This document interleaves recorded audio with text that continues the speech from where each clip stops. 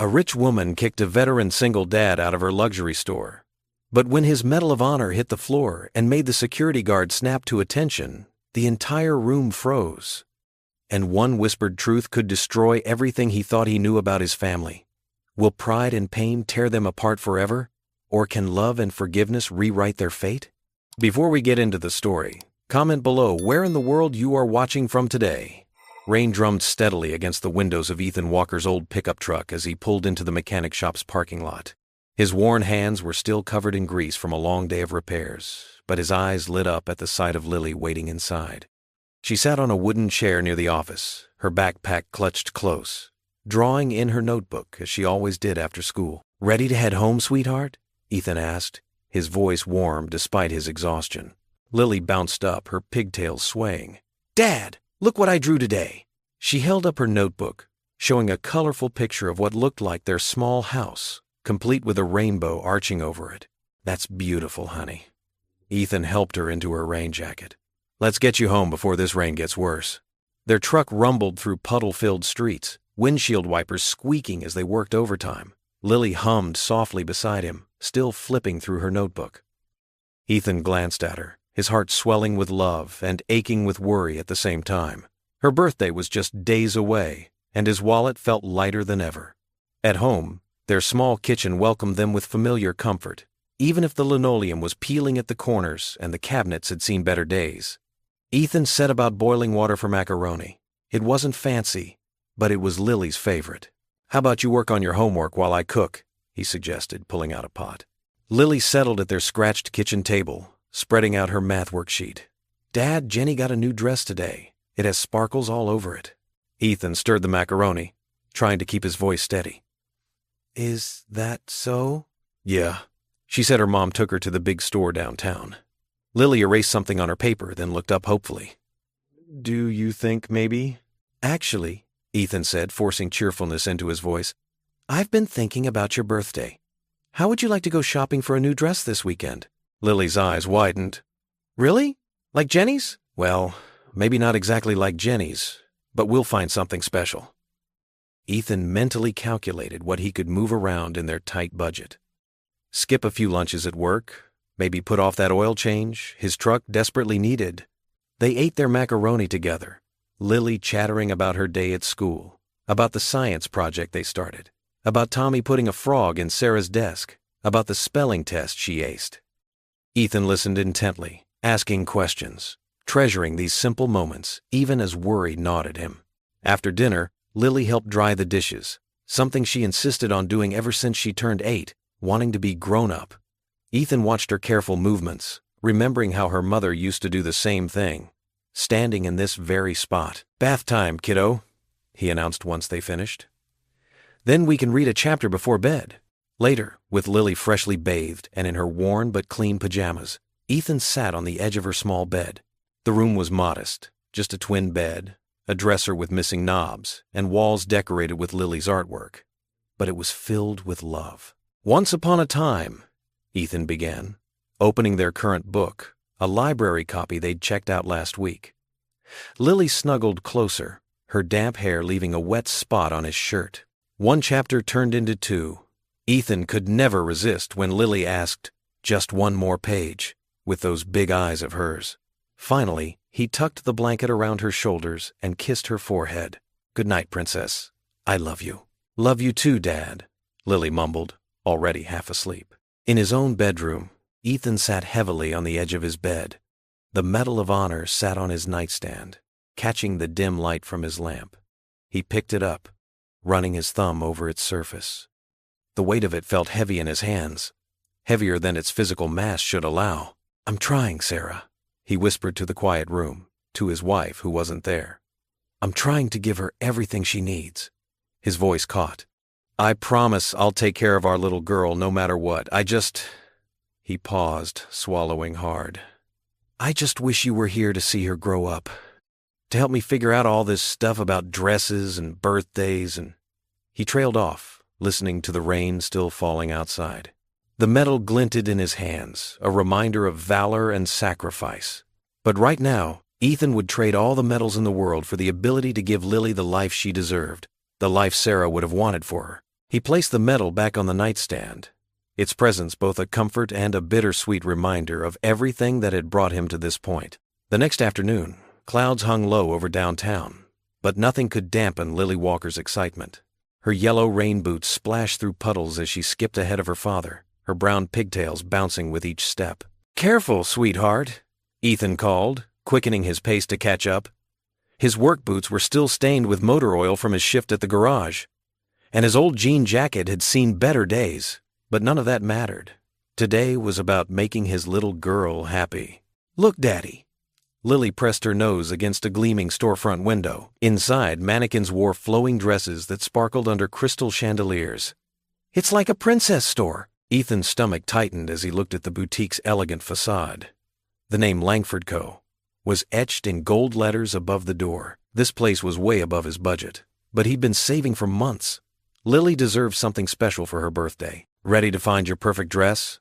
he asked, holding the heavy glass door open for her. Lily's eyes went wide as they stepped inside.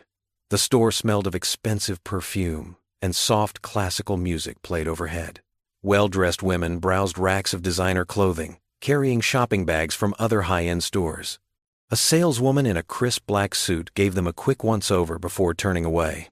Ethan felt the weight of stares from other customers, their eyes lingering on his worn clothing and work-roughened hands. "The children's section is over here," he whispered to Lily, guiding her toward a corner filled with tiny formal dresses. Her small fingers reached out to touch a pale pink dress with delicate lace trim. "It's so pretty," she breathed. "May I help you?" The sharp voice cut through the quiet store like a knife. A tall woman in an expensive cream-colored suit stood before them, her perfectly styled blonde hair and flawless makeup radiating authority. Victoria Langford's steel-blue eyes narrowed as she looked Ethan up and down. "I think you may have wandered into the wrong establishment," she said coldly. "This is a luxury boutique, not a discount store." Ethan's face flushed, but he kept his voice steady. "We're here to buy a dress for my daughter's birthday." Victoria's perfectly sculpted eyebrows arched. "I see. And how exactly do you plan to pay for anything here? Our dresses start at prices I doubt someone in your position could afford." Lily's small hand gripped Ethan's tighter. Other customers had stopped browsing to watch the scene unfold. "Ma'am, I have money to spend," Ethan said quietly, fighting to maintain his dignity. "We're just looking for something special." "Security!" Victoria called out, her voice ringing through the store. "We have someone here who needs to be escorted out." A broad-shouldered security guard approached quickly. Lily's lower lip trembled as tears welled up in her eyes. "Daddy?" she whimpered. "This man and his child need to leave," Victoria announced, loud enough for everyone to hear. "We can't have people coming in off the street, disturbing our legitimate customers." Ethan's chest tightened with humiliation as heads turned. Some customers whispered behind manicured hands, while others simply stared. "Come on, sir," the security guard said, reaching for Ethan's arm. "Don't touch me," Ethan said firmly, his voice low but strong. "We're leaving." As he turned to go, his old leather wallet slipped from his jacket pocket, hitting the polished floor with a soft thud.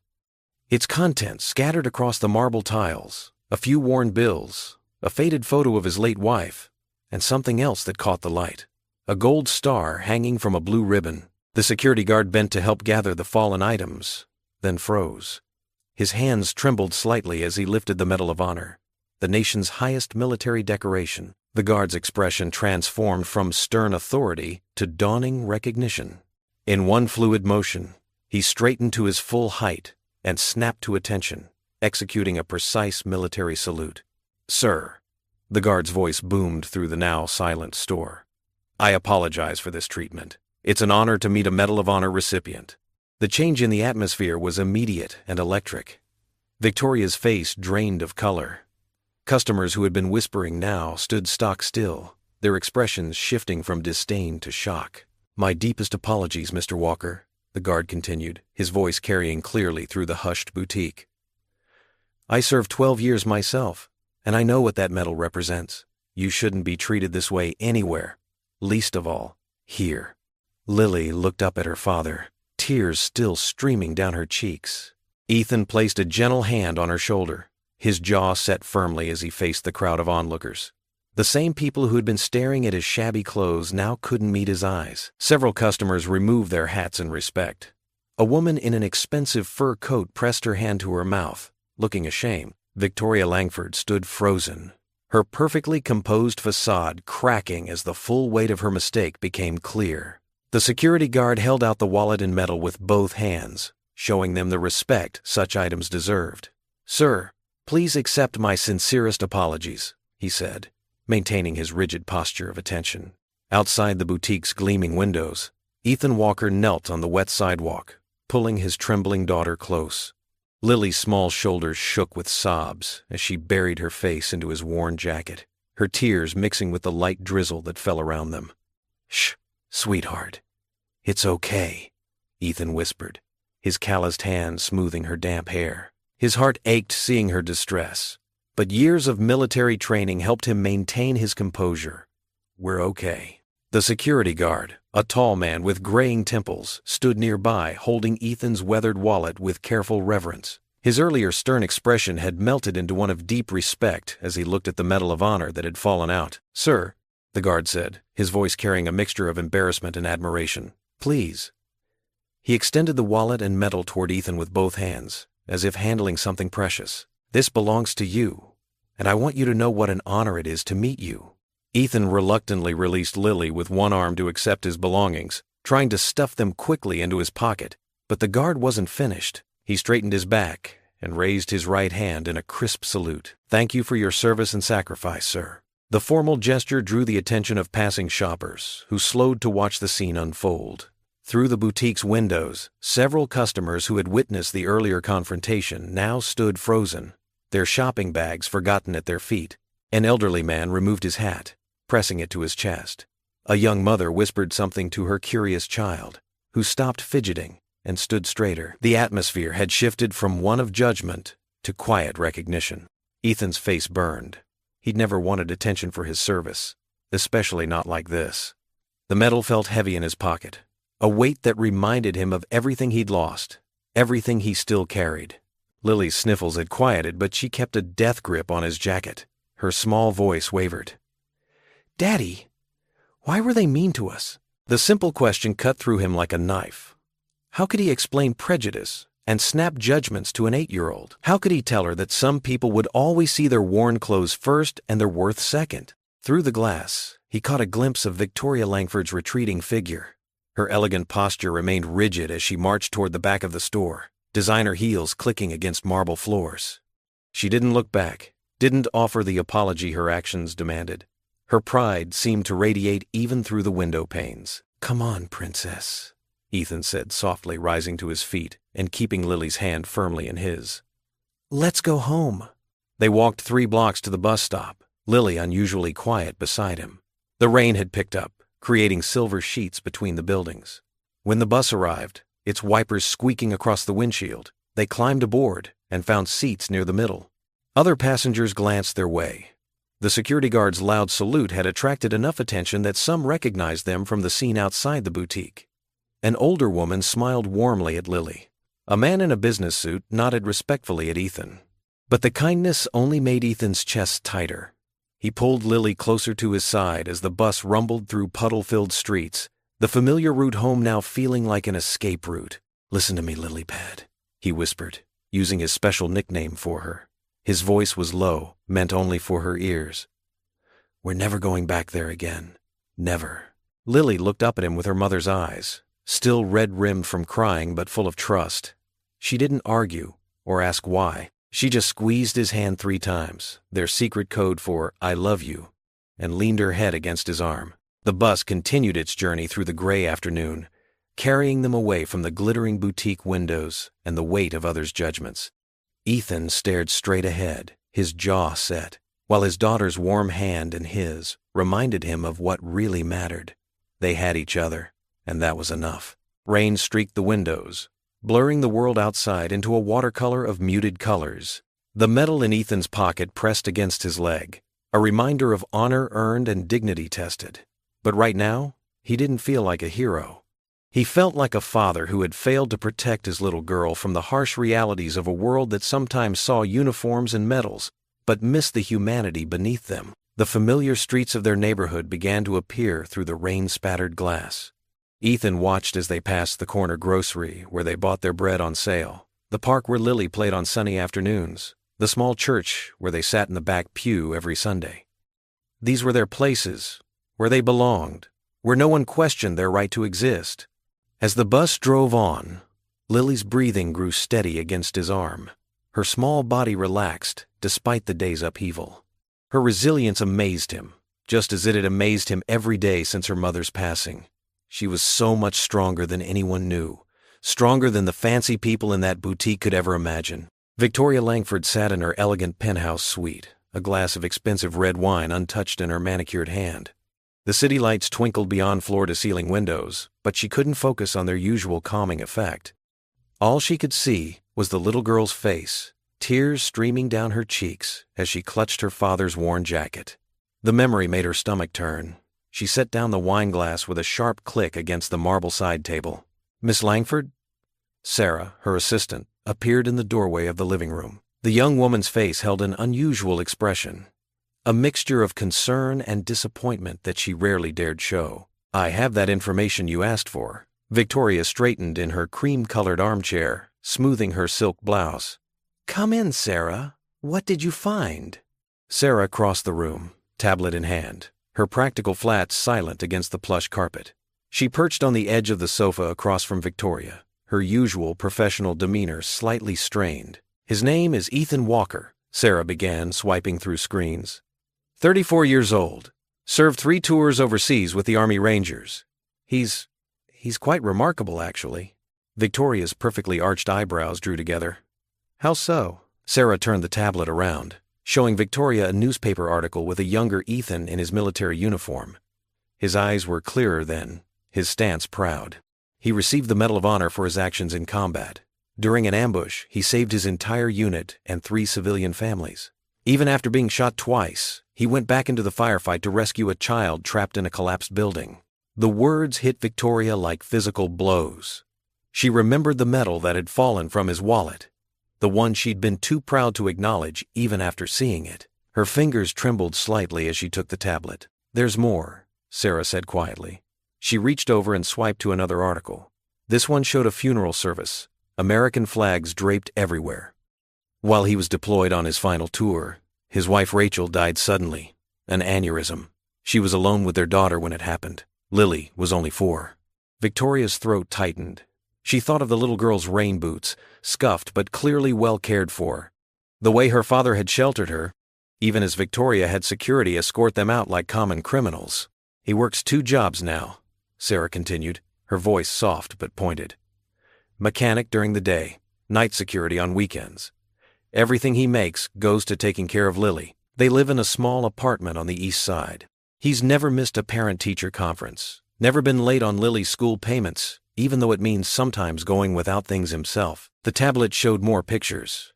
Ethan at a school function, his clothes clean but obviously worn, beaming as Lily held up an art project. Another of him in his mechanic's uniform, helping at a community car repair clinic for veterans. The local veterans community considers him a hero, not just for his service but for how he helps others despite his own struggles. He volunteers at the VA hospital, mentors other single parents, even coaches Little League when he can spare the time. Victoria stood abruptly, walking to the window. The city spread out below her, a glittering carpet of lights and possibilities. Her own reflection stared back at her. Designer clothes, perfect makeup, not a hair out of place. She barely recognized herself. "And I treated him like a vagrant," she whispered, pressing her forehead against the cool glass.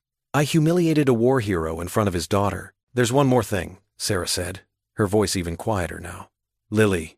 She attended Little Angels preschool before starting elementary school. It's the same church preschool your family's foundation used to support." Victoria's head snapped up. "What?" "Your brother Thomas served on their board before he passed away. He would have known Rachel Walker, known their story." The mention of Thomas, gone 2 years now from cancer, made Victoria's chest ache. He had always been the better one, the kinder one. He would have recognized Ethan Walker, would have shown him respect instead of disdain. Sarah stood, gathering her things. "Will you need anything else tonight, Miss Langford?" Victoria shook her head, still staring out at the city. She heard Sarah's quiet footsteps, then the soft click of the door closing. Alone again, Victoria wrapped her arms around herself. The penthouse suddenly felt too large, too empty. She thought of Ethan Walker's small apartment, probably filled with love despite its size. Thought of him working double shifts, making mac and cheese for his daughter, reading her bedtime stories. Her own prejudice and arrogance twisted in her gut like a knife.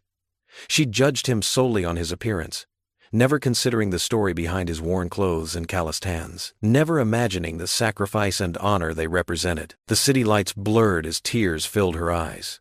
She pressed her palm against the window, remembering Lily's small face, remembering the dignity with which Ethan had held himself, even as she'd torn him down. "I have to find him," Victoria whispered to her reflection, her voice thick with emotion. "I have to make this right." The morning dawned gray and chilly. Ethan's old pickup truck rattled as he drove Lily to school, the heater working overtime against the autumn chill. His daughter hummed quietly in the passenger's seat, her backpack clutched close. "You okay, sweetheart?" Ethan glanced at her between watching the road. Lily nodded, but her usual spark was dim. "I just wish we could have gotten the dress." Ethan's hands tightened on the steering wheel. The memory of yesterday's humiliation burned fresh in his mind. "We'll find another store, honey. A better one." They pulled up to the elementary school, joining the line of cars dropping off students. Lily leaned over and kissed his cheek.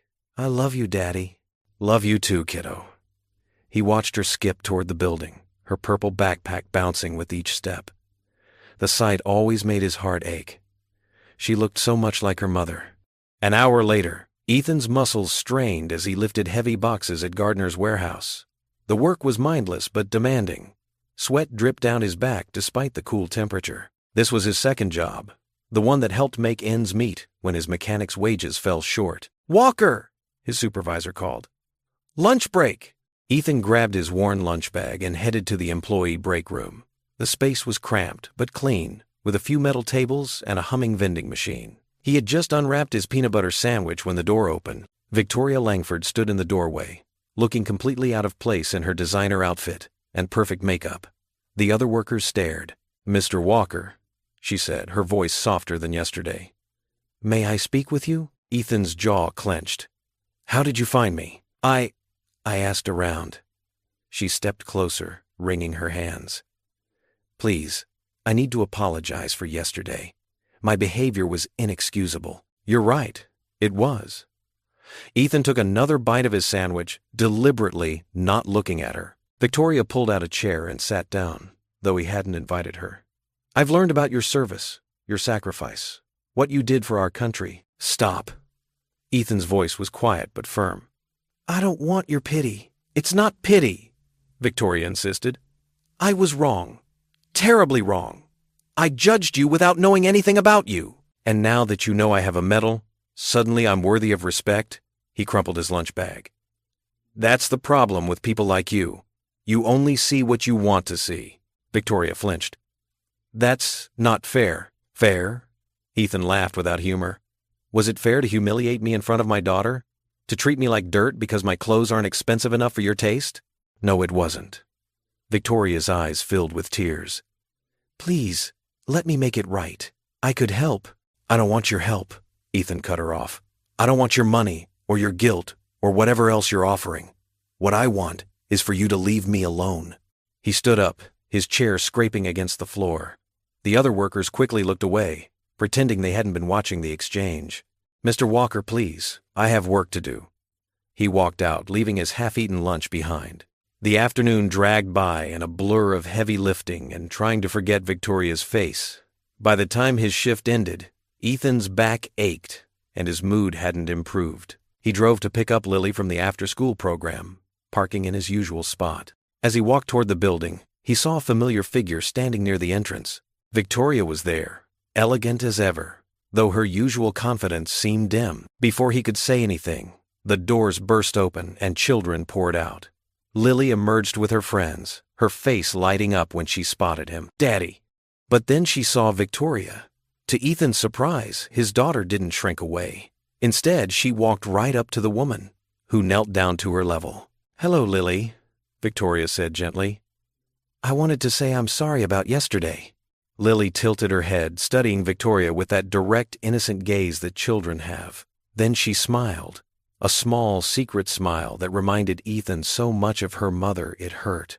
It's okay, Lily said. Then, in a whisper that carried in the quiet afternoon air, Mommy says you're my daddy. The world seemed to stop. Ethan felt the blood drain from his face as the words hit him like a physical blow. Victoria's eyes widened in shock, her perfectly composed expression cracking. Time stood still in that moment. Ethan frozen in place, Victoria still kneeling beside Lily, and his daughter looking between them with innocent curiosity. The afternoon sun cast long shadows across the schoolyard, and somewhere in the distance, a car horn honked, but Ethan couldn't move, couldn't speak, couldn't even breathe properly. All he could do was stare at his daughter, his Lily, as everything he thought he knew about his life, his marriage, and his family suddenly tilted on its axis. Evening shadows crept across the worn carpet of the Walkers' small living room. Ethan's footsteps made soft thuds as he paced back and forth, his hands clasped behind his back. The words kept echoing in his mind. Mommy says you're my daddy. Each time they repeated, his chest grew tighter. At the kitchen table, Lily sat surrounded by colored pencils, her tongue poking out slightly as she concentrated on her drawing. The scratch of pencil against paper was the only sound breaking the heavy silence. She seemed oblivious to her father's turmoil, happily adding splashes of purple to what looked like a unicorn. Ethan paused by the window, watching the streetlights flicker on outside. His reflection stared back at him. Tired eyes, worry lines etched deeper than usual. He studied Lily's features from across the room. Her nose, her chin, the way her eyebrows furrowed when she concentrated. He'd always seen Sarah in those features. His late wife's face swam before his eyes, beautiful and familiar, but now clouded with questions he'd never thought to ask. What are you drawing, sweetheart? His voice came out rougher than intended. Lily held up her artwork proudly. It's our family, see? There's you and me and...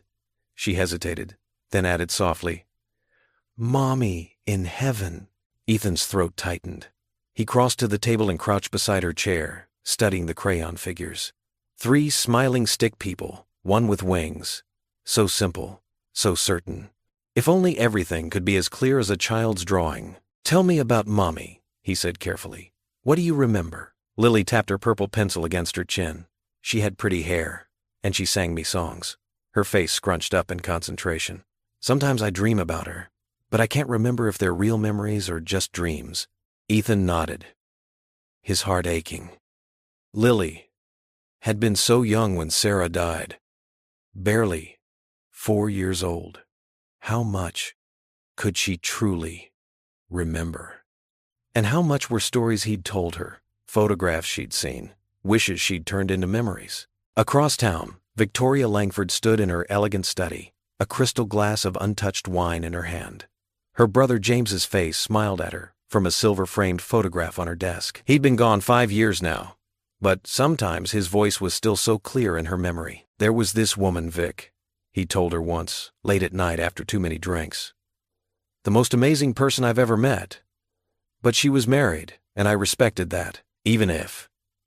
He'd never finished that sentence. Victoria set down her glass with trembling fingers. Could Sarah Walker have been that woman? The timing would fit. James had been stationed at the same base as Ethan and Sarah before his deployment to Afghanistan, before the IED that took his life. Back in the Walker home, Ethan helped Lily gather her art supplies. Time for bed, kiddo, he said, forcing cheerfulness into his voice. Can I have 2 stories tonight?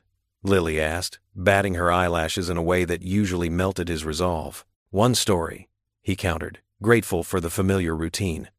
But you can pick which one. As he helped her into her pajamas and tucked her into bed, Ethan studied every detail of her face, the shape of her eyes, the curve of her cheeks, the color of her hair. He'd always thought she looked just like Sarah, but now doubt crept in like poison. Was he seeing what he wanted to see? Lily chose The Velveteen Rabbit, her current favorite. Ethan read it mechanically, his mind wandering even as his voice brought the story to life. When he finished, Lily was already heavy-lidded with sleep. Love you, Daddy, she murmured as he kissed her forehead. Love you too, baby girl. The words caught in his throat. More than anything. He left her nightlight glowing and pulled her door mostly closed. In the hallway, he leaned against the wall, sliding down until he sat on the floor. Sarah's photograph hung nearby, her smile radiant and unchanged. They'd been so happy, hadn't they? Their love had been real. It had to have been real. But there were those months when he'd been deployed, when communication had been spotty at best. And that period when Sarah had seemed distant, distracted. He'd attributed it to the stress of separation, the strain of military life. Had there been more? The house creaked and settled around him as the night deepened. Ethan remained on the floor, his mind spinning with possibilities he'd never considered. His chest felt hollow, as if someone had scooped out everything he thought he knew and left only questions behind. What if I don't even know the truth about my own daughter? He whispered into the darkness. The words hung in the air, heavy with the weight of uncertainty. The silence offered no answers, and the photograph of Sarah kept its secrets behind that eternal smile. In the distance, a car alarm briefly wailed and fell silent. A dog barked.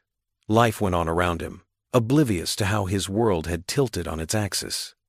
Down the hall, Lily's soft breathing carried through the quiet house, the sound that had anchored him through countless difficult nights since Sarah's death. Tonight, even that familiar comfort brought its own kind of pain. The Sunday morning sun streamed through the stained glass windows of First Baptist Church, casting colorful patterns across the worn wooden pews.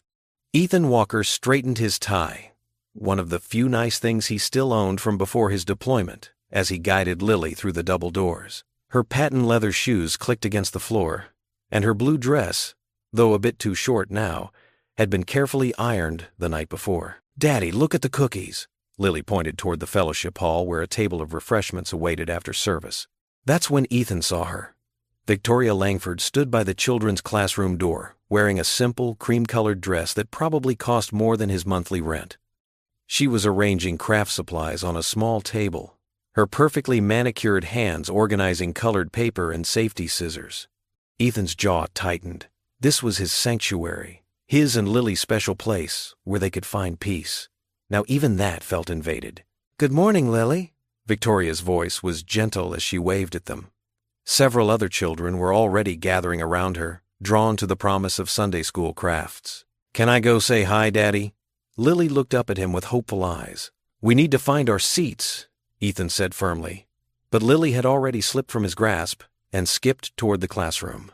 "We're making paper angels today," Victoria explained to the growing group of children. She glanced at Ethan, her expression careful and measured. "All the kids are welcome to join us after the main service." Ethan walked over, his footsteps heavy on the carpet. "Miss Langford," he said in a low voice, "I don't know why you're here." "I've been volunteering with the children's ministry for 3 weeks now," she interrupted softly. "I started after."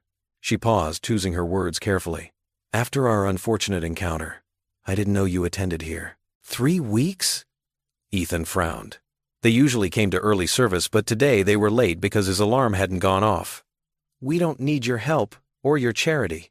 Victoria's cheeks flushed slightly, but she kept her composure. "This isn't about you, Mr. Walker. The church needed volunteers, and I wanted to do something meaningful with my Sunday mornings." Before Ethan could respond, Mrs. Chen, the elderly Sunday school coordinator, approached with a warm smile. "Oh, Victoria dear, you brought the snacks. The children will be so excited." She turned to Ethan. "Isn't she wonderful? She's been such a blessing to our program." Lily was already at the craft table, happily sorting through colored paper with her friends. Victoria had placed a small package of graham crackers and apple slices near her, the exact snack Lily had mentioned wanting the other day at school. "The service is starting," Ethan said stiffly.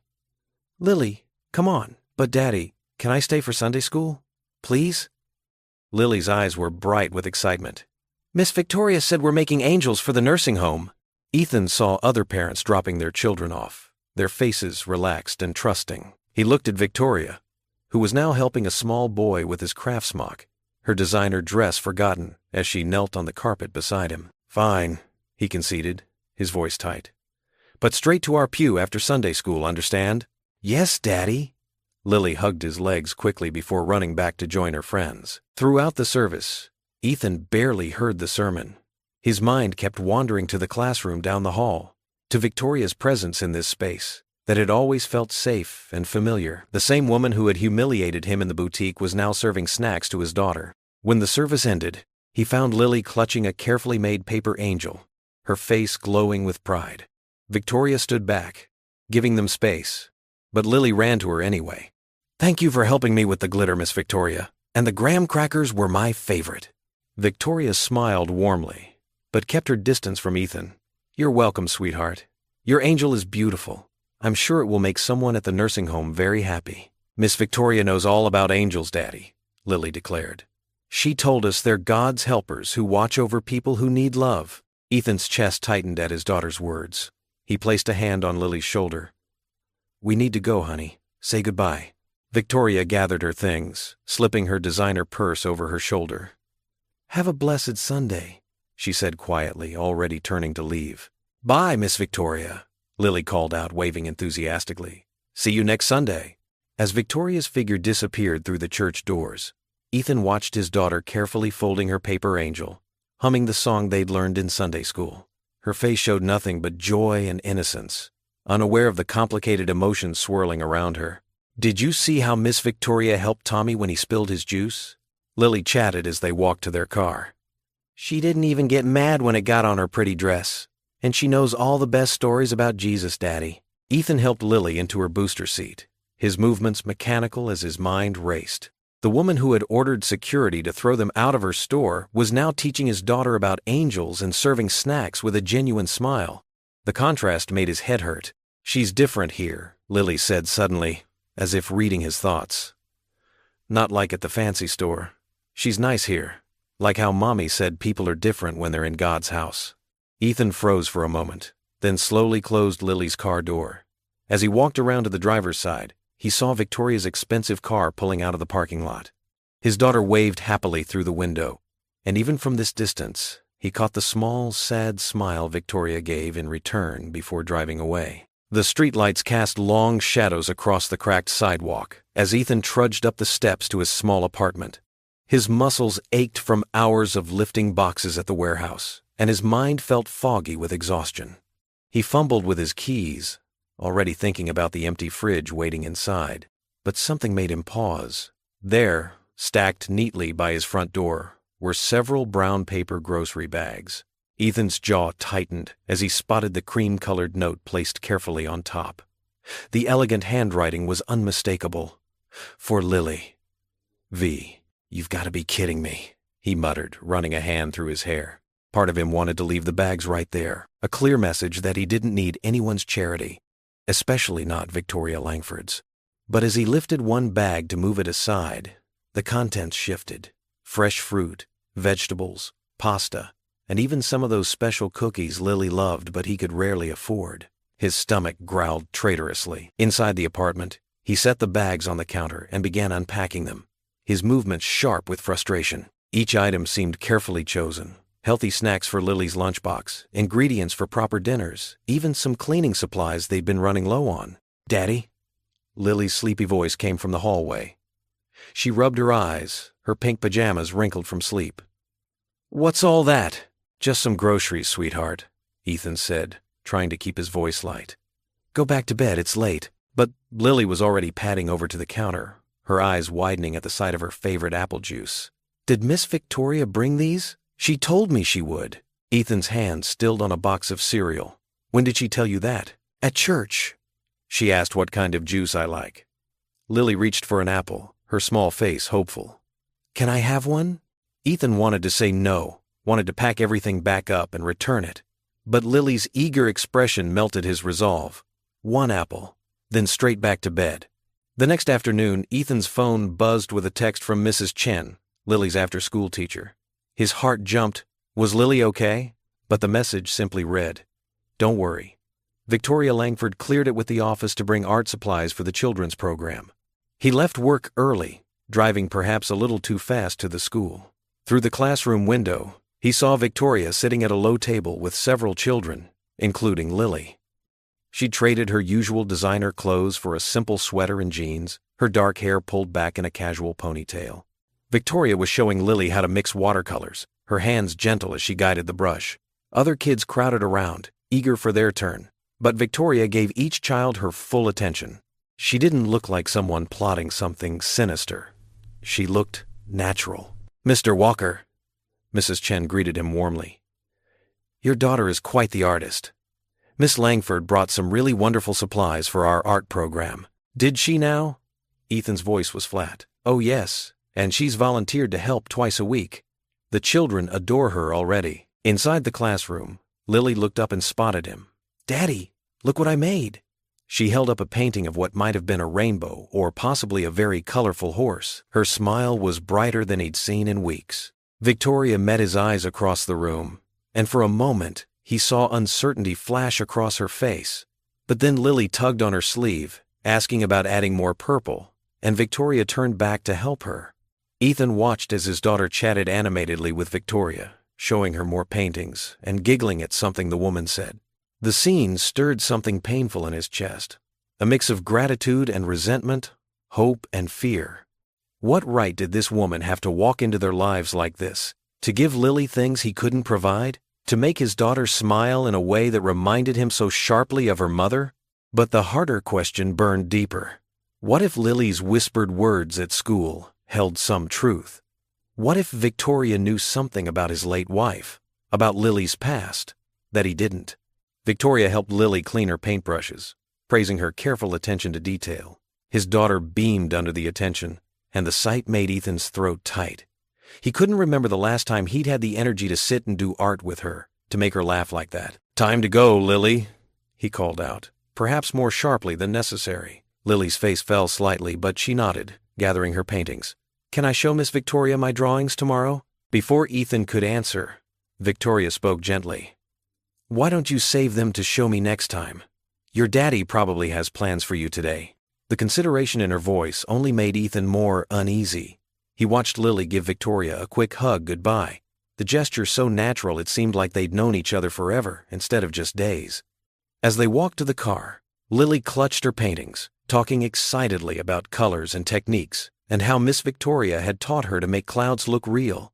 Each word of praise for Victoria felt like a small stone added to the weight in Ethan's chest. He looked back once to see Victoria watching them through the window, her expression unreadable.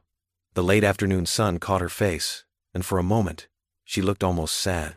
Ethan helped Lily into her car seat, his movements mechanical as his mind raced with questions he couldn't answer. Who was Victoria Langford, really? What did she want? And most terrifying of all, what truths might she know that could shatter the fragile world he'd built for his daughter? The autumn breeze rustled through the trees at Jefferson Park, carrying the scent of fallen leaves and distant food carts. Ethan sat on a weathered wooden bench, his work-worn hands clasped together as he watched Victoria help Lily untangle the strings of a bright blue kite. "Like this?" Lily asked, her small fingers working at a knot. "That's perfect," Victoria said, kneeling beside her in simple jeans and a cream sweater, a far cry from her usual designer outfits. "Now, hold it up high when you run." Ethan shifted uncomfortably on the bench. He'd only agreed to this outing because Lily had begged him for 3 straight days after Victoria offered to teach her how to fly a kite. The sight of his daughter's excitement made his chest tighten. It had been so long since he'd seen her this happy. Victoria glanced his way, then quickly looked down at the kite again.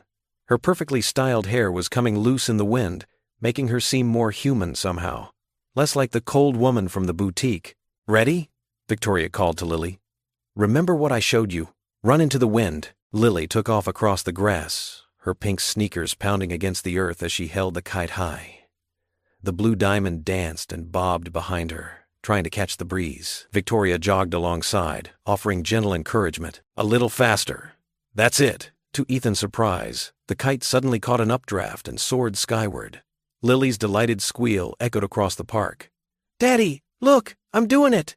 "Great job, sweetheart," Ethan called back, unable to stop a small smile from forming. Victoria guided Lily back toward the bench, helping her control the kite string.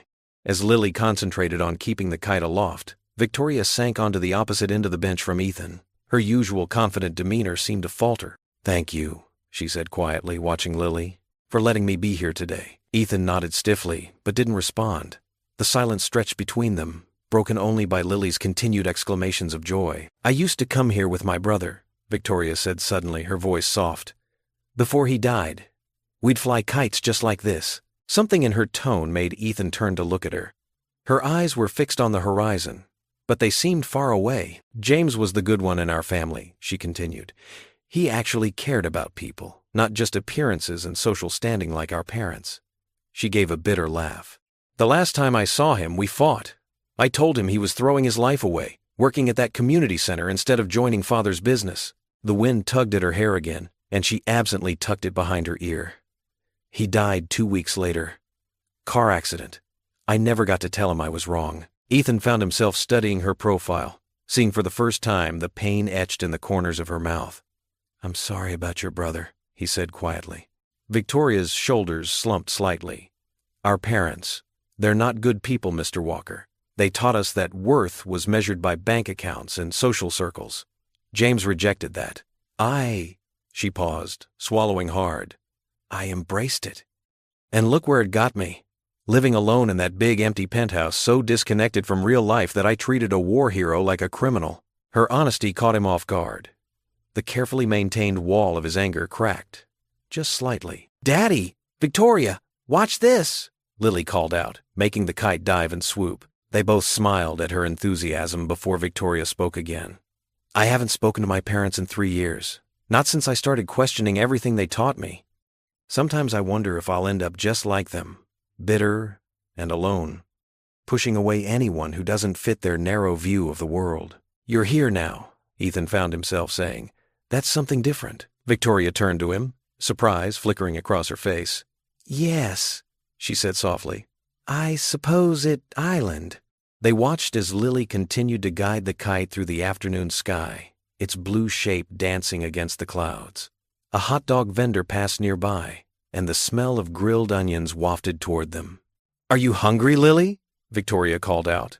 Before Ethan could protest, she added, My treat, please, let me do this small thing. Lily bounced over, the kite string still clutched firmly in her hands. Can we, Daddy? Please?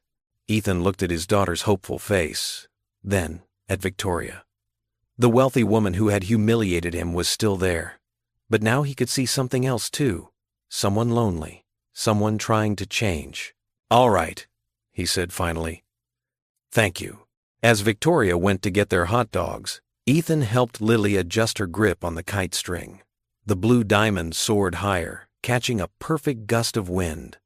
Lily's giggle of pure joy filled the air, and Ethan felt the corners of his mouth turn up in a faint smile. He was still guarded. There were too many questions, too many doubts for him to fully let his defenses down. But for this moment, watching his daughter's happiness touch the sky, he allowed himself to simply be present. Victoria returned with the food, and they ate while Lily told them both about all the shapes she could make the kite draw in the air. The afternoon sun warm on their faces, the wind carrying the scent of autumn, and somewhere in the space between them, something shifted, small and fragile, but real. Lily paced backstage in the school auditorium, her sparkly second-hand dress catching the dim light. Her small hands fidgeted with the wrinkled program sheet listing her name among the performers. Around her, other kids practiced their acts, some juggling, others rehearsing dance moves or magic tricks. What if I mess up, Daddy? Lily whispered, her lower lip trembling. Ethan knelt beside her, straightening the blue ribbon in her hair, the one he'd found in a drawer of her mother's old things. His weathered hands were gentle, still carrying traces of motor oil despite his best efforts to scrub them clean after his shift. You won't mess up, sweetheart. We've practiced your part so many times. He managed a reassuring smile, though his own stomach churned with worry. The truth was, he felt completely out of place here among the other parents in their fine clothes, carrying expensive cameras and bouquets. Miss Thompson, the music teacher, hurried over with an excited flush on her cheeks. Oh, Mr. Walker! The most wonderful thing has happened! An anonymous donor just funded our entire music program for the next 3 years. We'll have new instruments, sheet music, everything. Ethan's eyes narrowed as he caught a glimpse of familiar, elegant heels disappearing around the corner. Before he could process this, Victoria emerged from the other direction, carrying a guitar case. I hope I'm not too late, she said softly. Lily mentioned you used to play, Ethan. I thought maybe. She held out the case. Lily bounced on her toes. Are you going to sing with me, Daddy? Like you used to? Ethan's throat tightened. He hadn't touched a guitar since coming home from deployment. The lullaby he'd sung to Lily as a baby, the one her mother had loved, felt stuck somewhere deep in his chest. "I don't know if I can," he murmured. Victoria stepped closer, her voice gentle. "Sometimes the things that scare us most are exactly what we need to do." The backstage bustle faded as Ethan looked at his daughter's hopeful face. With trembling hands, he opened the guitar case. The instrument inside was simple but beautiful, its wood warm and inviting. "Just like we practiced at home," Lily said, squeezing his hand. Minutes later, they stood on stage together. The bright lights made it hard to see the audience, but Ethan could make out Victoria in the third row, her usual polish replaced by an encouraging smile. His fingers found the familiar chords as Lily began to sing. Her voice, clear and sweet, filled the auditorium. "Moonlight dancing on your face, stars keep watch from up above. In my arms, you're safe and sound, wrapped in endless daddy's love." Ethan's deeper voice joined hers on the chorus, rough at first, then growing stronger. The simple melody carried years of bedtime moments, of tears wiped away, of a father's unwavering devotion. In the audience, tissues appeared. A few veterans who recognized Ethan sat straighter in their seats. Victoria pressed a hand to her heart, mascara threatening to run. As the last note faded, there was a moment of complete silence. Then the applause began, building into a standing ovation. Lily threw her arms around Ethan's waist, beaming up at him. Backstage afterward, parents and teachers crowded around them with congratulations. Ethan noticed how Lily glowed with pride, how she kept looking between him and Victoria as if trying to memorize every detail. "That was beautiful," Victoria said, approaching them once the crowd had thinned. She wore a simple dress tonight, her usual diamonds absent. "Thank you for sharing it with us." For the first time, Ethan felt something other than suspicion when he looked at her. The joy of performing with Lily had cracked open something in his heart, letting in a warmth he'd almost forgotten. "Thank you," he said quietly, "for the guitar and the program funding." Victoria started to protest, but he shook his head. "I know it was you." Lily hugged Victoria's legs. "Will you come for ice cream with us? Daddy promised we could celebrate."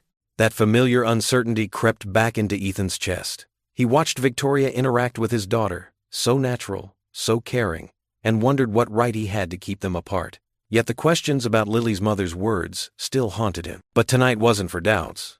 Tonight was for celebrating his daughter's smile, for the magic of music returned to his life, for the possibility that sometimes help could come without strings attached. "Ice cream sounds perfect," Victoria said, looking to Ethan for permission. He nodded, letting himself smile. The future was uncertain, but right now, in this moment, joy was enough. The small cafe glowed warmly against the darkening evening sky. Through its window, strings of soft yellow lights cast gentle shadows across the faces of those inside.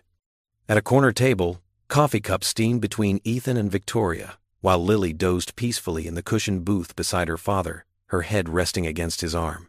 The talent show's program lay on the table between them, spotted with coffee rings. Lily's name was circled in purple marker, with a small star drawn next to it. Her performance had brought the house down, father and daughter singing together, Ethan's rich baritone supporting Lily's sweet, clear voice.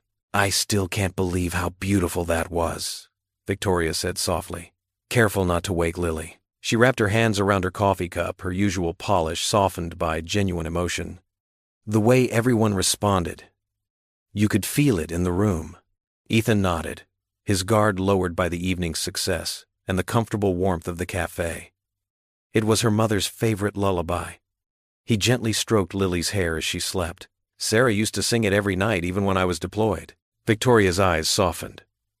"You must miss her terribly." "Every day."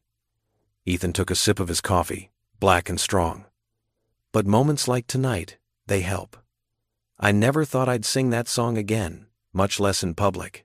"I'm so glad you did." Victoria smiled, her designer dress somehow looking less intimidating in the cafe's humble setting.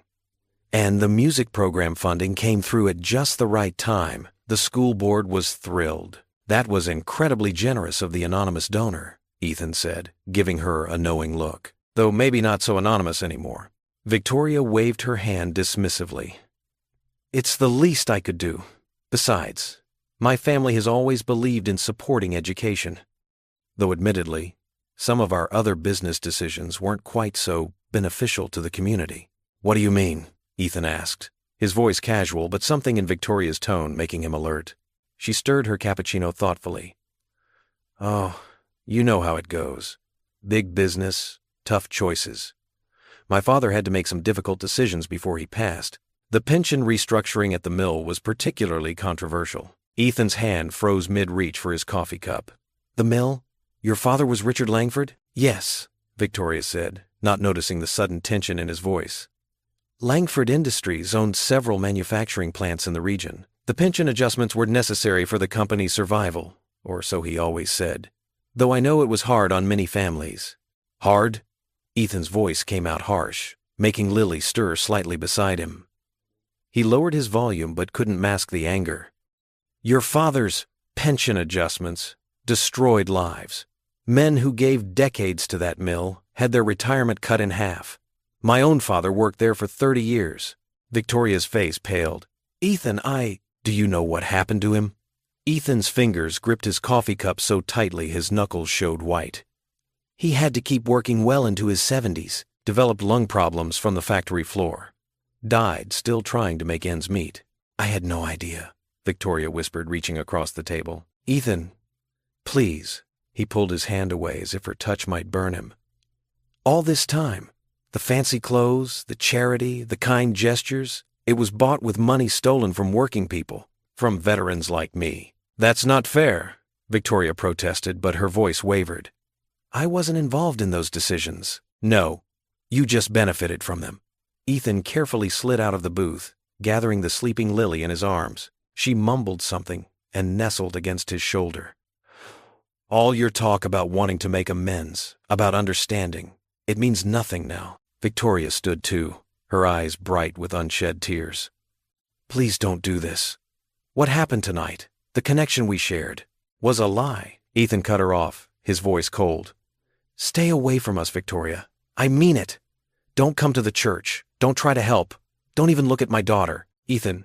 But he was already striding toward the door, Lily secure in his arms, leaving Victoria standing alone among the cheerful cafe lights that suddenly seemed much dimmer. The bell above the door chimed as he pushed through it, the sound final and sharp in the evening air. The night had grown colder while they were inside.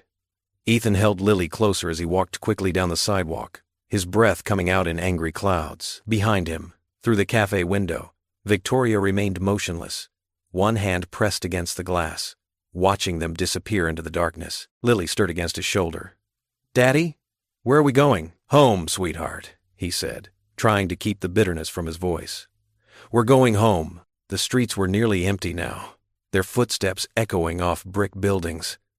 Store windows that had seemed welcoming earlier now felt like accusatory eyes following their retreat. Each step took them further from Victoria and the brief, fragile connection they'd shared during the talent show. Ethan's jaw clenched as he walked, his mind racing with memories of his father's struggles, of proud men forced to work well past retirement, of communities gutted by corporate greed. The same money that had funded Victoria's privileged life had been taken from families like his own. The realization felt like a physical blow. Every kind gesture from Victoria now seemed tainted, every warm moment corrupted by its source. The trust he'd begun to feel, the way he'd started to let his guard down, it all crumbled like ash in his mouth. Lily's weight in his arms was the only thing keeping him grounded as he walked through the night, his steps quick and purposeful. She was all that mattered now. He would protect her from the Langfords and their poisoned wealth, just as he'd tried to protect her from everything else in this harsh world. They reached the bus stop, and Ethan sat on the cold bench, still holding his sleeping daughter. Above them, a street lamp buzzed fitfully, casting uncertain light on the empty street. He could still feel the warmth of the cafe, still taste the coffee on his tongue, still see Victoria's stricken face as he'd walked away. But none of that mattered now. He'd made his decision. The Langford chapter of their lives was over, closed as firmly as the cafe door behind them. The autumn days grew shorter and colder. Ethan threw himself into his work with fierce determination, picking up extra shifts at both the mechanic shop and the warehouse. His hands stayed busy, tightening bolts, lifting boxes, anything to keep his mind from wandering to thoughts of Victoria Langford. At the shop, he worked beneath cars until his muscles ached, the radio's static-filled country music barely covering the endless loop of memories playing in his head. The sound of Lily's laughter as she flew the kite, Victoria's gentle voice during their conversations, the warmth of the cafe before everything shattered. "Walker, you're going to wear yourself out," his boss Mike commented one afternoon, watching Ethan attack a stubborn transmission with grim intensity. "Third double shift this week," Ethan just grunted, wiping sweat from his forehead with his sleeve. "Bills don't pay themselves." But they both knew it was more than that. The other mechanics had noticed his darker mood, the way he barely spoke during lunch breaks, how he volunteered for the most demanding jobs. They gave him space, understanding the look of a man working to outrun his thoughts. Lily asked about Victoria sometimes, her voice small and confused. "Why doesn't she come to church anymore, Daddy?" "She's busy," Ethan would say, the lie bitter on his tongue. He'd distract Lily with homework or games, trying not to see the disappointment in her eyes. Across town, in her elegant penthouse office, Victoria sat at her desk, surrounded by papers and spreadsheets. Her usual impeccable appearance showed signs of strain, dark circles under her eyes, hair pulled back in a simple ponytail instead of her signature-styled waves. She hadn't slept well since that night at the cafe. "The Veterans Foundation paperwork is ready for your signature," her assistant said, placing another folder on her desk. "They're overwhelmed by your generosity. The board wants to name the new community center after you." "No," Victoria said sharply, then softened her tone. "No names. Everything stays anonymous. Just make sure the funds are properly allocated." She picked up the folder, scanning the details of the program she'd created: job training for veterans, housing assistance, medical support services, all the things her father's decisions had stripped away from families like Ethan's. Her fingers traced the foundation's mission statement: honoring those who served. She'd spent weeks crafting it, pouring her heart into every word, hoping somehow the good she did now could begin to balance the harm her family had caused. Late at night, she would stand at her window, looking out over the city lights. Sometimes she thought she could see the neighborhood where Ethan and Lily lived, though she knew it was too far. The distance felt symbolic, a gulf of privilege and pain she didn't know how to bridge. "I was so blind," she whispered to her reflection in the glass. "So caught up in my own importance that I couldn't see the real cost of our wealth." Her brother had tried to tell her, years ago, before his death. He'd fought with their father about the pension cuts, about corporate responsibility. She hadn't understood then. Now his words haunted her, along with the memory of Ethan's face that night, the way trust had hardened into betrayal in an instant. At the warehouse, Ethan worked mechanically, loading boxes onto pallets. The physical labor helped quiet his mind, but in the quiet moments between tasks, doubt would creep in. Had he been too harsh? Too quick to judge Victoria for her father's sins? He remembered her vulnerability in the park that day, her honest admission of loneliness, the way she'd helped Lily without expecting praise or recognition, the genuine joy on her face during the talent show. But then he'd think of his father, proud and strong, forced to work years past retirement, of other veterans struggling to survive on slashed pensions while the Langfords lived in luxury. The anger would return, hot and clarifying. One evening, after tucking Lily into bed, Ethan sat at his small kitchen table. His Medal of Honor lay before him, the metal catching the weak light from the overhead bulb. He ran his fingers over its surface, remembering the day he'd received it, how proud his father had been, how full of hope for the future. "What would you think of me now, Dad?" he whispered to the empty kitchen. "Am I protecting Lily? Or am I just running scared?" The metal offered no answers.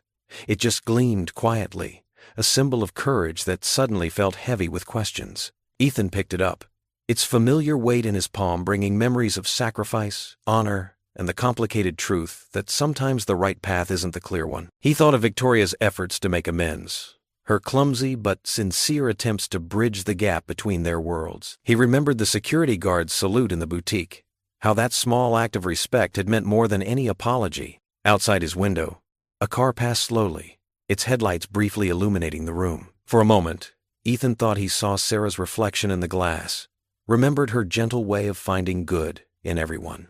She would have had wisdom to offer, would have known how to navigate this tangle of hurt and hope.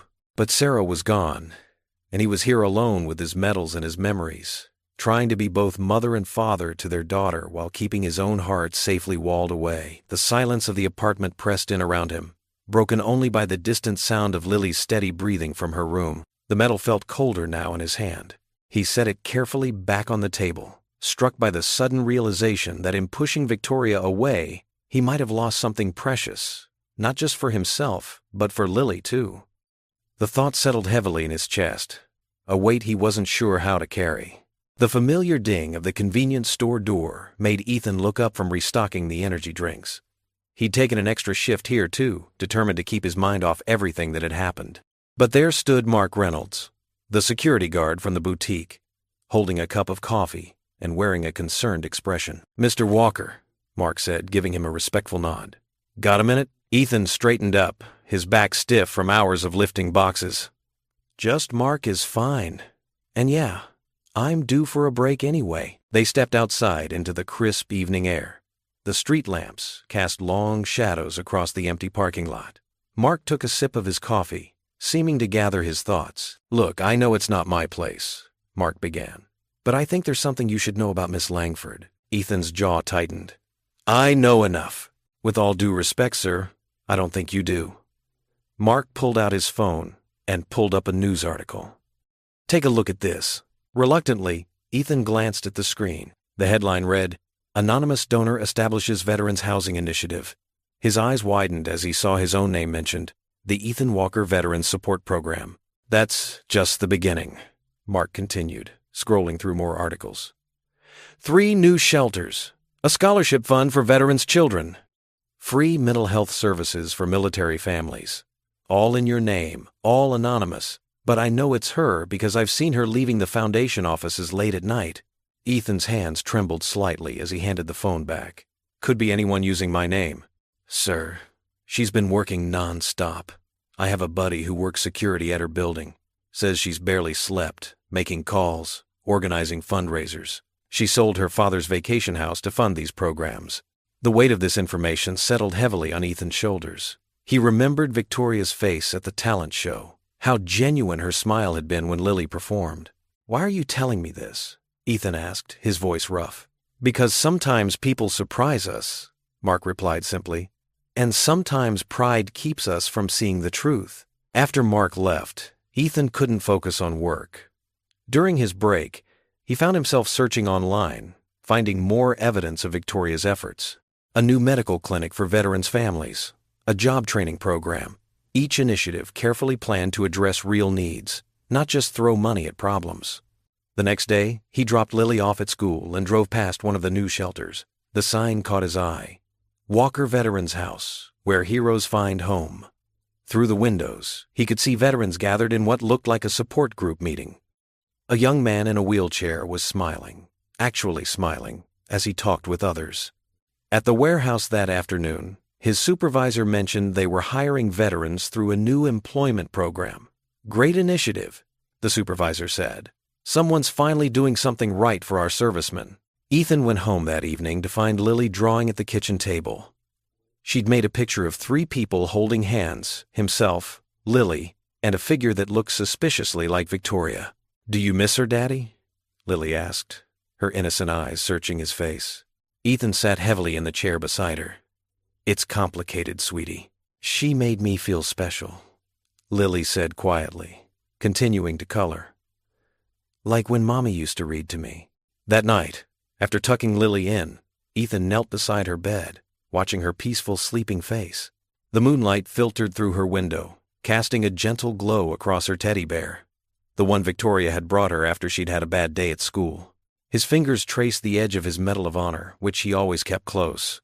The weight of it reminded him of sacrifice, of duty, of honor. But it also reminded him of forgiveness, the kind of forgiveness his wife had always believed in. "What would you tell me to do?" he whispered to the quiet room, thinking of his late wife. The anger still burned in his chest when he thought of Victoria's father, but now it mixed with confusion. How could the daughter of a man who had hurt so many veterans work so hard to make things right? Lily stirred in her sleep, mumbling something that sounded like Victoria. Ethan's heart clenched. He remembered how Victoria had looked that last night at the cafe, her face falling as she realized what her father's actions meant to him. She hadn't defended her father. She hadn't made excuses. She just looked broken. He sat back on his heels, running a hand through his hair. The evidence was undeniable. Victoria wasn't just throwing money around for show. She was working, really working, to make a difference. And she was doing it all anonymously, seeking no credit, no praise. The sound of a car passing outside drew his attention to the window. Across the street, he could see the lights of the new Veterans Center, another project he now knew Victoria had funded.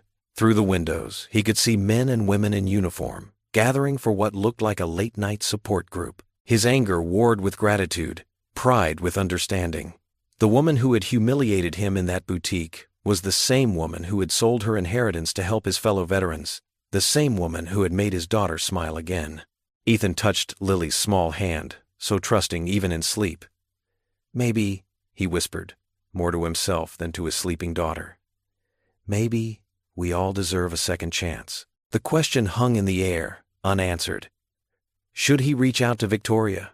Could he set aside his pride, his hurt, for something bigger? He remained there, kneeling beside Lily's bed, torn between the past he couldn't forget and a future he hadn't imagined possible. Soft flakes drifted past the stained glass windows of St. Michael's Church, coating the world outside in a gentle white blanket. Inside, warmth radiated from the old radiators that clanked and hissed in the corner of the fellowship hall. Christmas decorations hung from the ceiling, paper chains and tinsel stars made by the Sunday school children. Ethan sat cross-legged on the floor, surrounded by pieces of fabric and costume parts for the upcoming Christmas pageant. His large hands, more used to engine parts and heavy lifting, carefully held a small angel wing made of wire and white fabric. Lily stood on a chair nearby, practicing her lines while Mrs. Thompson, the elderly pageant director, nodded encouragingly. "And lo," the angel said unto them. Lily's voice rang clear and sweet through the hall. Ethan smiled, even as he struggled with the stubborn wire that refused to hold its shape. A small tear had formed in one of the wings, and his attempts to fix it only seemed to make it worse. He'd never been good at this sort of thing. Sarah had always handled the costumes and craft projects. "Fear not," Lily continued, "for behold, I bring you good tidings of great joy." The sound of the heavy church door opening drew everyone's attention. A gust of cold air swept in, carrying snowflakes and a familiar figure. Victoria stood in the doorway, but she looked different than Ethan had ever seen her. Gone were the designer clothes and perfectly styled hair. Instead, she wore simple jeans, a worn sweater, and boots dusted with snow. Her hair was pulled back in a practical ponytail, and she carried a large canvas bag. The room fell silent. Mrs. Thompson looked between Ethan and Victoria, sensing the tension. Lily's face lit up, but she stayed on her chair, uncertain. Victoria's voice was soft, hesitant. "I heard you needed help with the costumes." Ethan's jaw tightened. He looked down at the mangled wing in his hands, feeling the weight of his pride warring with the reality of his helplessness with the task before him. Mrs. Thompson, bless her heart, broke the awkward silence. "Oh, thank heavens. These old eyes aren't what they used to be for sewing. Come in, come in." Victoria moved carefully through the room, as if afraid to disturb the delicate peace. She set her bag down near Ethan but kept a respectful distance. From it, she pulled out a small sewing kit, thread, and extra fabric. "May I?" she asked quietly, gesturing to the wing in Ethan's hands. He wanted to say no, wanted to tell her they didn't need her help or her charity. But the wing was falling apart, and Lily's performance was in 3 days. Wordlessly, he handed it over. Victoria settled onto the floor, tucking her legs under her like a schoolgirl. Her fingers, usually adorned with expensive rings, were bare as they worked with the needle and thread. She didn't speak, didn't try to make small talk or justify her presence. She simply worked. Ethan watched as she carefully trimmed loose threads and reinforced weak spots in the fabric. Her stitches were small and even, practiced. When the needle pricked her finger, she didn't complain, just quietly wiped the drop of blood on her jeans and continued working. "Daddy," Lily called from her perch, "can I practice my song now?" "Go ahead, sweetheart," Ethan replied, his eyes still on Victoria's working hands. As Lily's clear voice filled the room with a way and a manger, Victoria reached for more thread. Ethan noticed her fingers were red from the cold, and without thinking, he pushed the space heater closer to her. She looked up, surprised by the gesture, and their eyes met briefly. There was no pretense in her face now, no social mask or careful composure, just tired eyes and a grateful smile that disappeared as quickly as it came. The evening wore on. More children arrived for practice, filling the hall with the controlled chaos of excitement and nerves. Victoria worked steadily through it all, moving from the wings to other costume repairs that Mrs. Thompson kept finding. She helped a shepherd with his torn robe, fixed Mary's head covering, and reinforced the elastic on several halos. When she reached for the next costume piece, her hands were shaking slightly from fatigue. Without a word, Ethan handed her his coffee cup. She took a sip, then blinked in surprise at the sweetness. He'd added cream and sugar the way he'd seen her drink it at the cafe weeks ago. "Thank you," she whispered, the first words she'd spoken in hours. The snow continued to fall outside, coating the church windows in frost patterns that caught the golden light from within. As the children practiced their finale, Ethan found himself stealing glances at Victoria. She was nothing like the woman who had humiliated him in the boutique. This Victoria, with her pricked fingers and quiet determination, seemed real in a way her polished version never had. He thought about what Mark had told him about the veterans programs, about the anonymous donations that bore his name. He watched as she patiently showed a little girl how to tie her costume sash, her voice gentle and encouraging. When practice ended and parents began collecting their children, Victoria gathered her things quietly. The wing she'd repaired was now stronger than new, and she'd fixed a dozen other costume pieces besides. She stood, wincing slightly from sitting on the hard floor for so long. Lily ran over and hugged her legs. "Thank you for fixing my wings, Miss Victoria. They're perfect now." Victoria's hand trembled slightly as she patted Lily's head. "You're welcome, sweetheart. You'll be a beautiful angel." She turned to go, but Ethan found himself speaking. "It's still snowing pretty hard." Victoria paused at the door, her hand on the handle. "You shouldn't drive in this," he continued, surprising himself.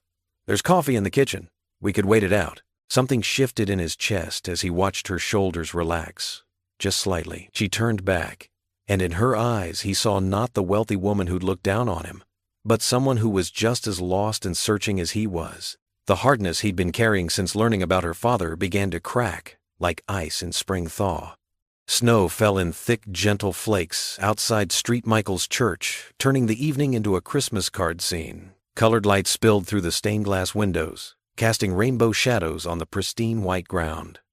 Inside, the historic church buzzed with excitement as families filed in, shaking snow from their coats and finding seats in the polished wooden pews. Ethan stood in the back, tugging at the collar of his one good shirt. He'd ironed it 3 times, determined to look his best for Lily's big night. His work-roughened hands fidgeted with the program, creasing and uncreasing the paper as his eyes scanned the growing crowd. In the Sunday school room that served as a makeshift dressing area, Lily twirled in her angel costume. The wings that Victoria had repaired caught the light, somehow more beautiful for having been broken and mended. Mrs. Thompson fussed over the children, straightening halos and adjusting shepherd's robes with grandmotherly patience. "Daddy," Lily called out when she spotted him in the doorway. "Do I look like a real angel?" Ethan's throat tightened as he looked at his daughter. Her eyes sparkled with excitement. Her cheeks flushed pink. The white costume made her look ethereal, almost too precious for this world. "You look perfect, sweetheart," he managed, his voice rough with emotion. A movement near the church entrance caught his attention. Victoria stood there, dressed simply in a blue wool dress, her hair loose around her shoulders. She carried a wrapped package, but stayed near the back, as if uncertain of her welcome. Their eyes met across the room, and she gave a small, hesitant wave. Before Ethan could respond, Mrs. Thompson's voice rose above the chatter. "Places, everyone! Places!" The children scattered to their positions, a flutter of angels, shepherds, and wise men hurrying through the church hall. Ethan found a seat in the middle pew, his heart pounding as if he were the one about to perform. The lights dimmed, and Pastor Roberts stepped forward to welcome everyone. Somewhere in the back, Ethan was aware of Victoria slipping into a seat near the door. The pageant began with the traditional narration from Luke. Small shepherds shuffled onto the stage, their battery-operated candles flickering. Mary and Joseph made their way down the aisle, Joseph trying hard not to trip over his oversized robe. Then came the angels scene. Lily stepped forward, her repaired wings catching the light just so, and began to speak. "Fear not," her clear voice rang out, just as they'd practiced. But this time, something was different. She stood straighter, more confident, her words carrying to every corner of the church. "For behold, I bring you good tidings of great joy." Ethan felt tears prick his eyes. In that moment, he saw Sarah in every gesture, every inflection of Lily's voice. He gripped the pew in front of him, overwhelmed by love and loss and pride all at once. The pageant continued, moving through the familiar story. The children sang their carols, sometimes off-key but always earnest. When they reached the finale, Silent Night, the entire congregation joined in, their voices rising to the rafters in harmony. As the last notes faded away, Pastor Roberts stepped forward to give the blessing. Parents began reaching for coats and cameras, ready to collect their little performers.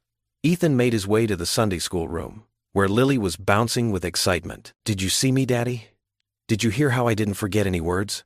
You were amazing, sweetheart," he said, kneeling to hug her. "The best angel I've ever seen." A soft voice spoke behind them. "Lily, I have something for you." They turned to find Victoria standing there, holding her wrapped package. She'd taken such care with the wrapping. Silver paper with delicate snowflakes, tied with a white ribbon that matched Lily's costume. "Can I open it now, Daddy?" Lily asked, practically vibrating with anticipation. Ethan nodded, watching as Lily carefully untied the ribbon. Inside was a handmade doll, dressed in an exact miniature of Lily's angel costume, down to the tiny repaired wings. The doll's face was hand-painted with loving detail, and its dark hair matched Lily's exactly. "Oh," Lily breathed, holding the doll as if it were made of glass. "She looks just like me." Victoria knelt down beside her, and Ethan noticed her hands were still marked with tiny needle pricks. "I made her special for you," she said softly. "See? She even has little wings just like yours." Lily threw her arms around Victoria's neck, the doll pressed between them. "Thank you, thank you, thank you," she exclaimed, her joy infectious. Ethan watched as Victoria held his daughter, saw the tears that sprang to her eyes at Lily's unrestrained affection. These weren't the careful social tears he'd seen at charity events in newspaper photos. These were real, leaving mascara-stained tracks down her cheeks that she didn't even try to hide. The church slowly emptied, the sounds of congratulations and goodbyes echoing off the high ceiling. Soon only the three of them remained in the hall, standing amid scattered programs and dropped costume pieces. The snow continued to fall outside, visible through the windows in the soft glow of the church lights. Lily sat on a pew, completely absorbed in her new doll, while Victoria tried discreetly to wipe her eyes. Ethan found himself reaching into his pocket for the handkerchief Sarah had embroidered for him years ago. One of the few nice things he still owned. "Here," he said quietly, holding it out to Victoria. She looked at the handkerchief, then at him, fresh tears welling up. "I don't deserve your kindness," she whispered. "Maybe that's what makes it kindness," he replied, surprising himself with the words. The empty church hall felt sacred somehow, as if the pageant's message of peace and goodwill still lingered in the air. Lily's voice drifted over to them as she sang softly to her doll, her angel wings slightly crooked now, after all the hugging. Mrs. Thompson poked her head in from the Sunday school room. "Should I turn out the lights in here?" "We'll take care of it," Ethan assured her. "Thank you for everything, Mrs. Thompson." The elderly woman smiled knowingly at the three of them before disappearing again, leaving them alone in the quiet church hall. Snow fell in thick, gentle flakes outside St. Michael's Church, turning the evening into a Christmas card scene. Colored light spilled through the stained glass windows, casting rainbow shadows on the pristine white ground. Inside, the historic church buzzed with excitement as families filed in, their voices echoing off the high wooden beams. Ethan Walker stood at the back of the empty church hall, watching his daughter Lily curl up on a cushioned bench, her angel costume slightly rumpled. The hand-sewn doll Victoria had given her was tucked safely in her arms. His chest tightened at the sight, not with the familiar pain of loss, but with something warmer. Victoria lingered near the piano, her fingers trailing absently over the polished wood. She dressed simply tonight in a cream sweater and dark slacks, her usual designer clothes nowhere to be seen. The transformation went deeper than clothes, though. Her shoulders had lost their rigid pride, and her eyes held a gentleness he'd never noticed before. The last notes of Silent Night drifted from the sanctuary where the choir was finishing practice. Moonlight streamed through the windows, dancing with the colored lights from the Christmas tree in the corner. The effect was magical, almost healing. Ethan found himself walking toward Victoria before he could stop himself. The sound of his footsteps made her turn, and for a moment, they just looked at each other. All the anger he'd carried about her father's actions felt distant now, softened by the evidence of her changed heart. "Thank you," he said quietly. "For the doll, for everything you've done for the veterans. I heard about it from Jim, the security guard from the boutique." Victoria's cheeks flushed. "I didn't do it for recognition, I know. That's what makes it mean something." The piano bench creaked as Victoria sat down, her hands folded in her lap. "I've spent so much of my life being what my family expected. Proud, distant, better than everyone else." She glanced at sleeping Lily. "Your daughter taught me more about love in a few months than I learned in 40 years of privilege." Ethan followed her gaze. Lily looked so peaceful, so trusting, just like her mother. But for the first time, thinking of his late wife didn't bring that crushing weight of grief. Instead, he remembered her laugh, her kindness, the way she always believed people could change. The choir's practice ended, and the last few voices faded away, leaving them in comfortable silence. Outside, the snow continued to fall, muffling the world in white peace. The Christmas tree lights twinkled like stars brought down to earth. Suddenly overwhelmed by the beauty of the moment, Ethan held out his hand to Victoria. She looked at it, surprised. "Dance with me?" he asked softly. Victoria's hand trembled slightly as she placed it in his. He helped her up, and they moved to the center of the empty hall. No music played, but they didn't need any. Their steps fell naturally into a slow rhythm, like they'd been dancing together for years. Victoria's other hand rested lightly on his shoulder, and Ethan's free hand settled at her waist. They moved in gentle circles, moonlight and colored lights painting patterns across their faces. "I was so angry," Ethan admitted, his voice barely above a whisper. "About your father, about that day in the boutique, about everything that happened after I came home from deployment." Victoria's fingers tightened slightly on his shoulder. "You had every right to be." "Maybe, but anger doesn't leave room for healing." He glanced at Lily again, peaceful in her dreams. Or for second chances. They turned slowly, their shadows merging on the wooden floor. Victoria's eyes shimmered with unshed tears. "Do you believe in second chances?" she asked. Ethan thought about all the walls he'd built around his heart since losing his wife.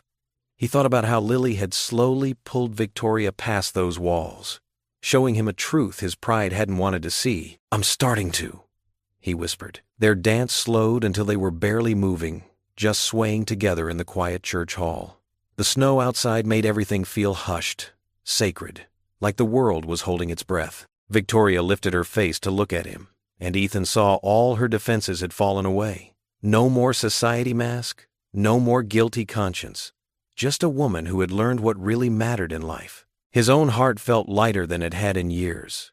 The weight of distrust and anger had lifted, replaced by something that felt a lot like hope. Their eyes met and held, no longer as enemies but as two broken people finding healing together.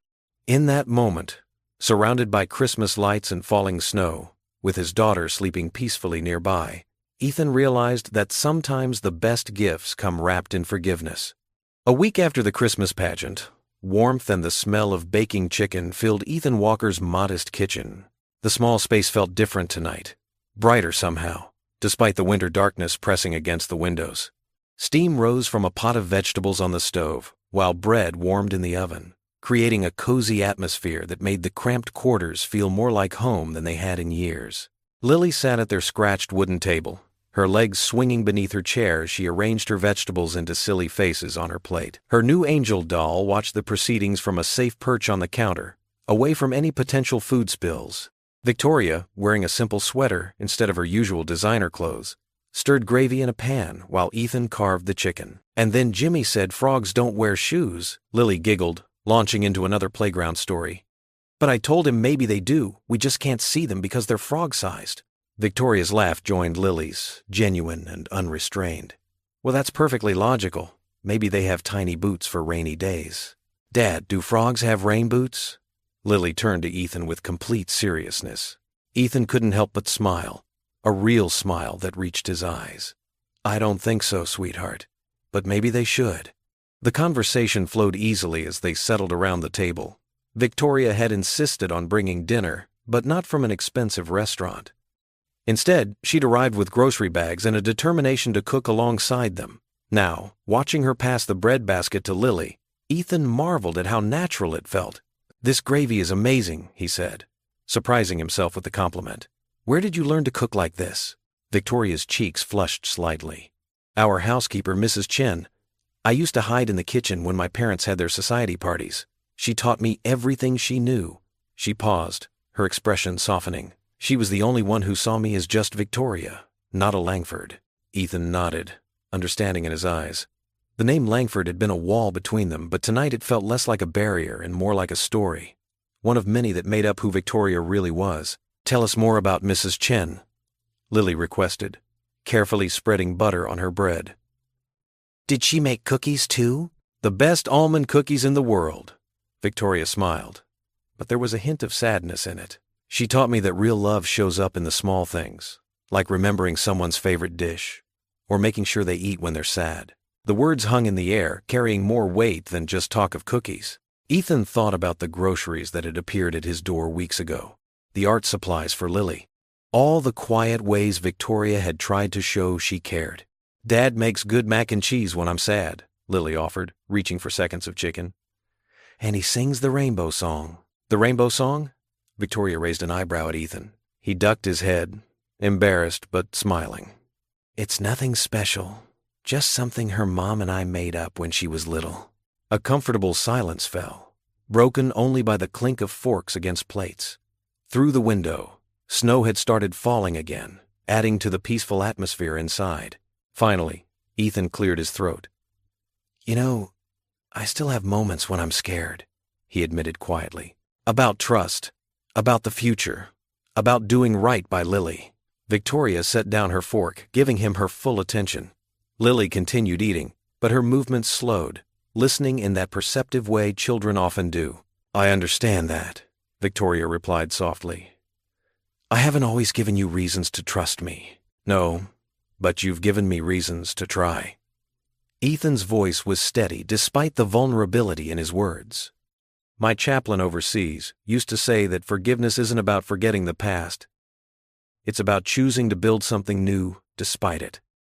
And faith, well, faith means taking that first step even when you're not sure where it leads.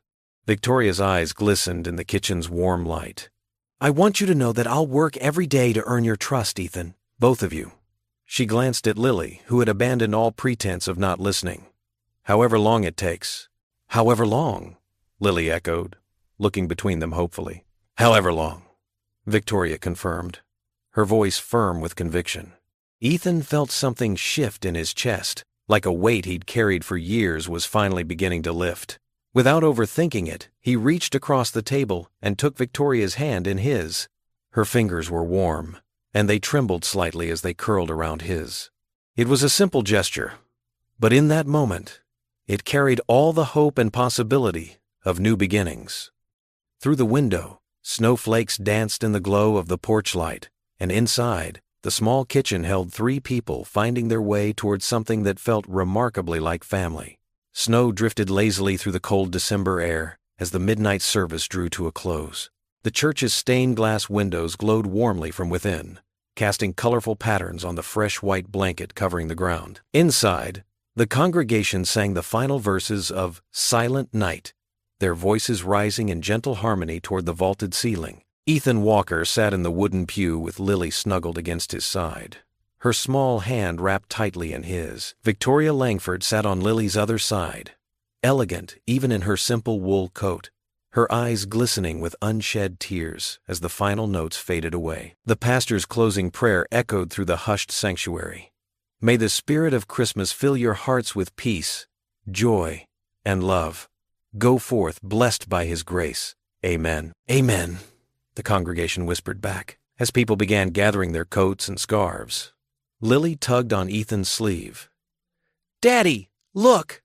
She pointed to the large windows where fat snowflakes could be seen swirling in the golden glow of the street lamps. It's magical. Ethan smiled down at his daughter, remembering how many Christmas Eves he'd spent alone with her, trying his best to create holiday memories while carrying the weight of grief and isolation. But tonight felt different. Tonight, the empty spaces in their lives didn't seem quite so vast. Victoria stood gracefully, smoothing her coat. Shall we brave the cold? She asked, her voice soft with affection. The weeks since the Christmas pageant had gentled her once sharp edges, replacing her defensive pride with genuine warmth. Ethan helped Lily into her red winter coat, the one Victoria had given her but pretended to find on sale. He knew better now. Knew that her generosity came not from pity, but from love. The same love that had driven her to spend countless hours working for veterans' causes, seeking redemption not through grand gestures but through quiet service. They made their way down the aisle, nodding to fellow churchgoers. The security guard who had once saluted Ethan at the boutique was there with his family. He offered a respectful nod, his eyes crinkling with approval at the sight of the three of them together. At the heavy wooden doors, Ethan helped Lily button her coat all the way up. Victoria adjusted the girl's knit hat, tucking stray blonde curls underneath with maternal tenderness. The gesture made Ethan's heart tighten, not with jealousy as it once might have, but with gratitude. They stepped out into the winter night together. The church bells began to toll, their deep, resonant chimes echoing across the snow-hushed town. 12 solemn rings to herald Christmas Day. Lily's face lit up with wonder as snowflakes landed on her upturned face. It's like being inside a snow globe, she exclaimed, spinning in a small circle with her arms outstretched. Victoria laughed, the sound clear and joyful in the crisp air. She caught Lily's hand as the girl twirled, steadying her. The lamplight caught the silver threads in Victoria's dark hair, making them shimmer like the snow. Ethan watched them together, his daughter, and the woman who had moved from stranger to enemy to something so much more. The woman who had taught him that forgiveness wasn't weakness, that change was possible, that love could heal even the deepest wounds. The last bell toll faded into the night. Other families were dispersing to their cars or walking home through the gentle snowfall, but the three of them lingered on the church steps, reluctant to break the spell of the moment. Lily slipped her small hand into Ethan's, and her other hand found Victoria's. They stood connected, forming a circle of warmth against the winter chill. The snow continued to fall, dusting their shoulders and catching in their eyelashes. Ethan felt something shift in his chest, the last piece of his guarded heart finally settling into place. He looked down at his daughter's bright face, then across at Victoria's gentle smile, and knew with sudden clarity that this was what healing looked like. "Lily," he said softly, his voice rough with emotion. "We're never going to be alone again." Lily squeezed both their hands. "I know, Daddy," she whispered back, wise beyond her years. "We're family now." Victoria's eyes met Ethan's over Lily's head, and he saw in them the same certainty he felt. They had all been broken in different ways, by war, by loss, by privilege, by pride. But standing here in the snow, their hands linked and their hearts open, they were whole. The three of them descended the church steps together, their footprints marking a path in the fresh snow. The night wrapped around them like a blessing, and the windows of the church glowed behind them like stars fallen to earth. They walked into the snowy night not as separate souls divided by wealth or circumstance, but as a family bound together by something stronger than any past wound, the healing power of compassion, the grace of forgiveness, and the transformative miracle of love. Lily swung their joined hands as they walked, humming "Silent Night" under her breath. Above them, the snow continued to fall, each flake a tiny reminder that beauty could come from the cold, that light could emerge from darkness, and that sometimes the greatest gifts arrived in ways no one could have predicted. Their footsteps crunched softly in the snow as they made their way through the peaceful night, 3 hearts beating in harmony, 3 lives woven together by fate and choice and the mysterious workings of grace. The path ahead was bright with promise, illuminated by street lamps and starlight and the glow of newfound joy. What would you do if you were in their place? Comment your answer below, and let's see how you'd rewrite the ending. If you enjoyed the story of Ethan Walker, I handpicked the next story that you will enjoy. Please don't miss this one. Click here to watch it.